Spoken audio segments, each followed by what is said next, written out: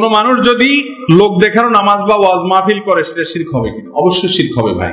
ওয়াজ মাহফিলের বক্তা এবং আলোচক এই দুই গ্রুপের মানুষ ওয়াজ মাহফিলকে কেন্দ্র করে তারা আলা খাতারিন আযীম, রিস্কের উপর আছে, ভয়ঙ্কর একটা জায়গায় আছে। শ্রোতাদের ব্যাপারটা অনেকখানি ভিন্ন। মাশাআল্লাহ, আপনাদের নিয়ে টেনশন হয় না। আল্লাহ যদি ওয়াজ মাহফিলের বক্তাদেরকে আর আয়োজকদেরকে মাফ করেন অন্তত আপনাদের উসিলায়, তো সেটা অবাক হওয়ার বিষয় থাকবে না। কারণ যারা ওয়াজ শুনতে আসে বেশিরভাগ ক্ষেত্রে তাদের উদ্দেশ্যের ভিতরে ভেজাল থাকে না।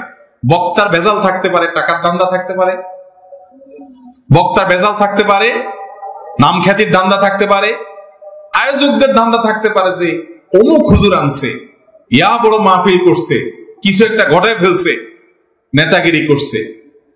এই জন্য আয়োজক আলোচক মাহফিলের তাদেরটা নিয়ে টেনশন হয়। কিন্তু আমার সব সময় মনে হয় যে শ্রোতার যারা থাকেন তাদের বেশিরভাগ মানুষ মুখলেস, নিষ্ঠাবান, আল্লাহর জন্য আসছে। আল্লাহ তাআলা আমাদের সবাইকে মুখলেসদের কাতারে শামিল হওয়ার তৌফিক দান করুন।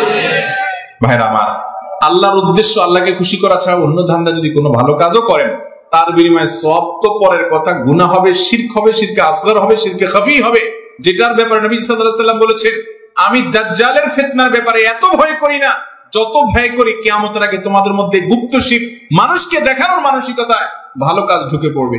আল্লাহ তাআলা আমাকে, আমাদের আয়োজক ভাইদেরকে, সমস্ত উলামায়ে কেরামকে, আমরা যারা মানুষের সামনে কথা বলি, বড় রিস্কের জায়গা, বড় রিস্কের জায়গা।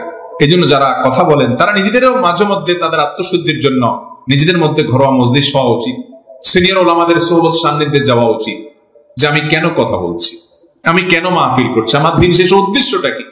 যদি দুনিয়া উদ্দেশ্য হয় তো জাহান্নামের ইন্ধন হবে।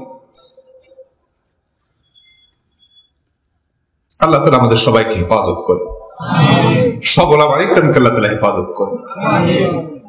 আল্লাহ তাআলা আমাদের নিয়তগুলোকে শুদ্ধ করে দেন, শিরকে আসগর নিয়ে দুনিয়া থেকে যেন যাওয়া না লাগে।